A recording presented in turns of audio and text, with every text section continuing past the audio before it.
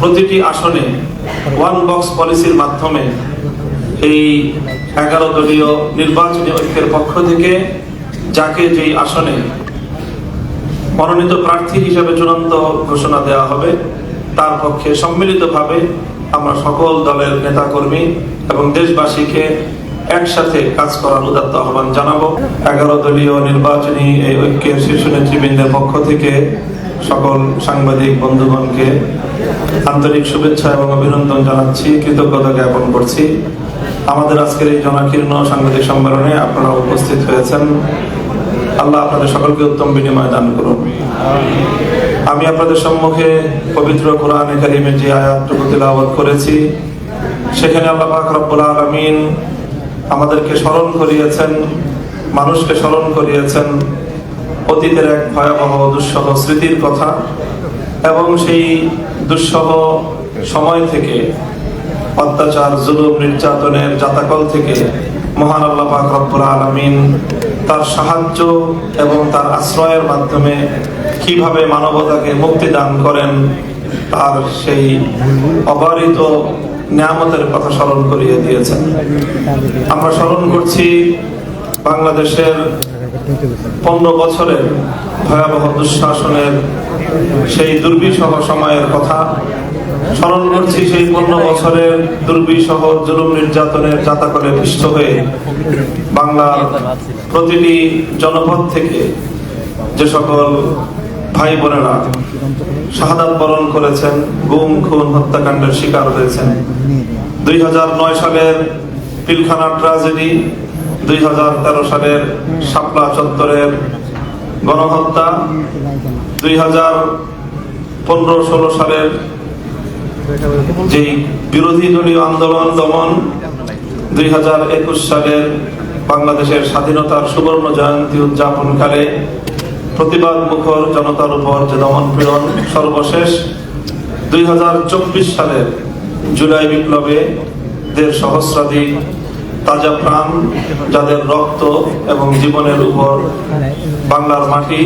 2024 সালের 5ই আগস্ট 36শে জুলাই এক ঐতিহাসিক গণ অভ্যুত্থান, গণবিপ্লবের মধ্য দিয়ে বাংলাদেশের মানুষ দ্বিতীয়বারের মতো স্বাধীনতার সুখ এবং সফলতা ভোগ করেছে। সেই সকল বীর শহীদানদের রুহের মাগফিরাত এবং তাদের আত্মার প্রতি শ্রদ্ধা জ্ঞাপন করে আজকে আমরা এই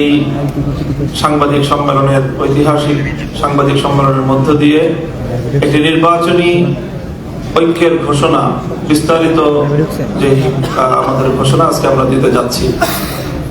প্রিয় সাংবাদিক বন্ধুগণ, মূলত আমাদের এই যাত্রা শুরু হয়েছিল জুলাই বিপ্লবের এবং জুলাই বিপ্লবের যে আকাঙ্ক্ষা, তার যে অভিপ্রায়, যে সংস্কার, বৈষম্যহীন বাংলাদেশ, বিগত দুর্বৃত্তপনার রাজনীতি থেকে বাংলাদেশ এবং বাংলাদেশের মানুষকে মুক্তি দেওয়ার যে অব্যাহত সংগ্রাম, সেই সংগ্রামের ধারাবাহিকতায় আমরা বেশ অনেক দিন আগেই একসাথে যাত্রা শুরু করেছিলাম জুলাই সনদের আইনি ভিত্তি বাস্তবায়নের এক সুমহান লক্ষ্য নিয়ে। ধাপে ধাপে আন্দোলনের মধ্য দিয়ে জুলাই সনদের আইনি ভিত্তি বাস্তবায়নের লক্ষ্যে গণভোটের দাবি আদায় সহ অনেকগুলো ধাপ পেরিয়ে আমরা ত্রয়োদশ জাতীয় সংসদ নির্বাচনকে কেন্দ্র করে বাংলাদেশের আন্দোলন এবং সংগ্রামের নির্বাচন সহ রাজনীতির দীর্ঘ পথ পাড়ি দিয়ে 11টি দল ঐক্যবদ্ধভাবে আসন্ন ত্রয়োদশ জাতীয় সংসদ নির্বাচনকে আমরা একসাথে অংশগ্রহণ করার, নির্বাচনকে ফেস করার বিষয়ে ঐক্যমত্য হয়েছি। আজকে সেই ঐক্যমত্যের মাধ্যমে আমাদের আসন বিন্যাসের একটি ঘোষণা প্রদান করা হবে, যার মধ্য দিয়ে মূলত সারা দেশের আমাদের প্রতিটি আসনে ওয়ান বক্স পলিসির মাধ্যমে এই 11 দলীয় নির্বাচনী ঐক্যের পক্ষ থেকে যাকে যেই আসনে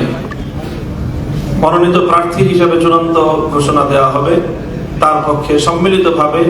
আমরা সকল দলের নেতাকর্মী এবং দেশবাসীকে একসাথে কাজ করার উদাত্ত আহ্বান জানাবো। সেই সাথে যে জুলাই সনদ বাস্তবায়নের লক্ষ্যে যে গণভোট হচ্ছে, সেই গণভোটে সম্মিলিতভাবে গোটা দেশবাসীকে ঐক্যবদ্ধ হয়ে জুলাই সনদের আইনি ভিত্তি কার্যকর করার লক্ষ্যে হ্যাঁ ভোটকে বিজয়ী করার জন্য দেশবাসীকে আহ্বান জানানোর লক্ষ্য নিয়ে আজকের এই সাংবাদিক সম্মেলনে এ পর্যায়ে মুখ্য বক্তব্য উপস্থাপন করবেন বাংলাদেশ জামাতে ইসলামীর মোহতারাম আমির জনাব ডক্টর শফিকুর রহমান।